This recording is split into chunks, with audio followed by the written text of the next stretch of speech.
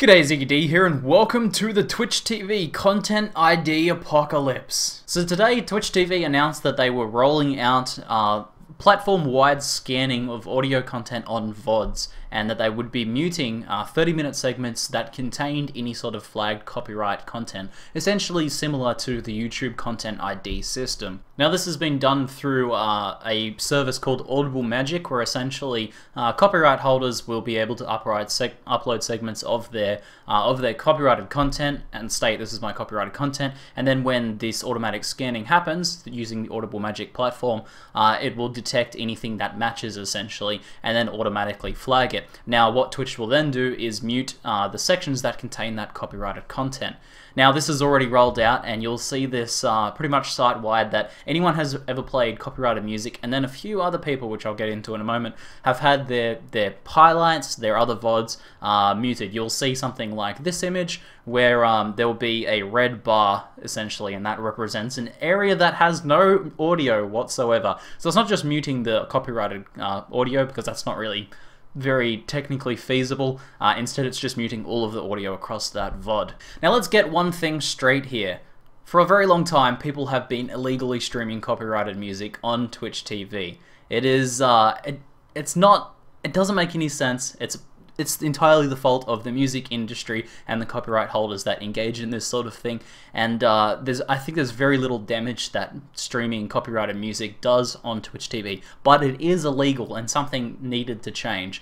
I'm hoping in the future that it will be the music industry that changes and allows people to stream this music, and hopefully having some sort of automated system where ad revenue is given in the form of royalties to the copyright holders of the music you stream. Some sort of built-in integrated Twitch system that allows you to select music and pay the artist. That's like the ideal scenario, but that just doesn't exist at the moment. So for those of you guys who have been watching my live stream for quite a while now, you probably recognize that I don't play all that much music. I'm very selective of the music I play on my stream. Currently it's limited to the Path of Exile soundtrack, the Diablo 3 Reaper of Souls soundtrack, which I have direct permissions to use both of those things, and I stream both of those games, and I only use them when I'm streaming that game essentially.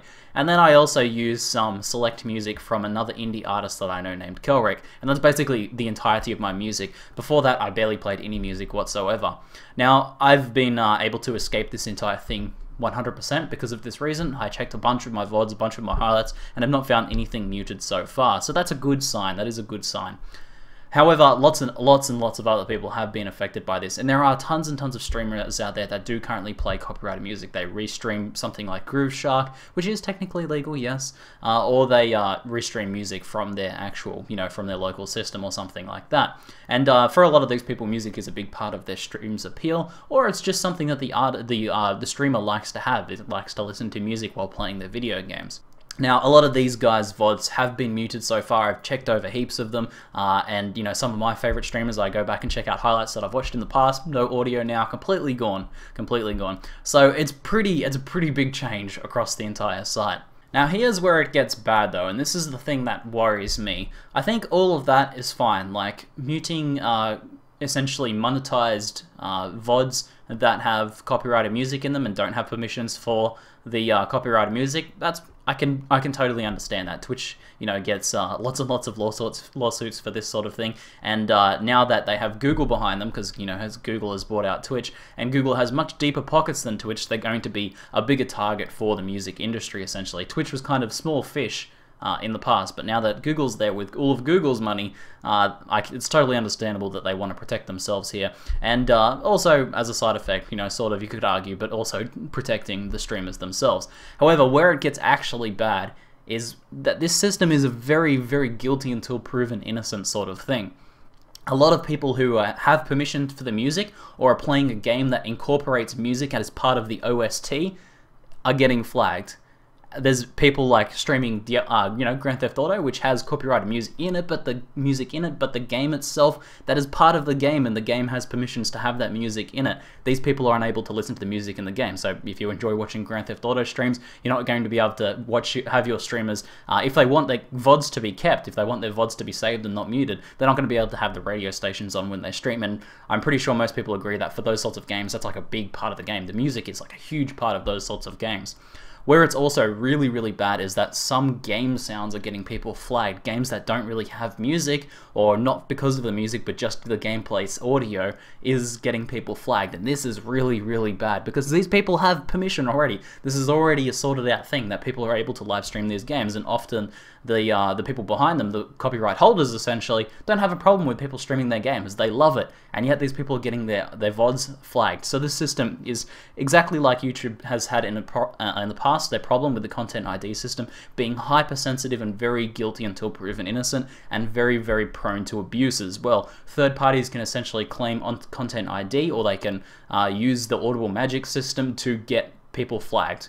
And that is very, very concerning. So I'm very, very much hoping that this system is in its early stages, and that Twitch is going to be working on it a lot and improving a lot of these things. I think it should only be used, and be used very carefully, to recognize people that are, illegally streaming copyrighted music. And that should be the main focus of this. People who are streaming games, in-game soundtracks, it should be able to recognize that. That's going to take work, but I hope that's something they are working on, because in its current state, it is not a very good thing for the platform.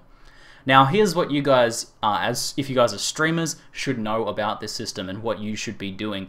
If you want VoDs to be saved, then you need to stop playing copyrighted music. There's currently no other way around it. If you want them to be saved on the Twitch platform, or if you want people to watch your VoDs, and don't underestimate the power of VoDs, because every day I get several thousand people watching, various VoDs, and this is a very big thing for your channel. So if you want these things to be saved, you need to stop playing copyrighted music, because there's no way around that. However, if you just want the occasional highlight, but you want to continue playing copyrighted music, then what you can do is start saving locally in OBS and in other streaming pieces of software. You can record locally at the same time as streaming.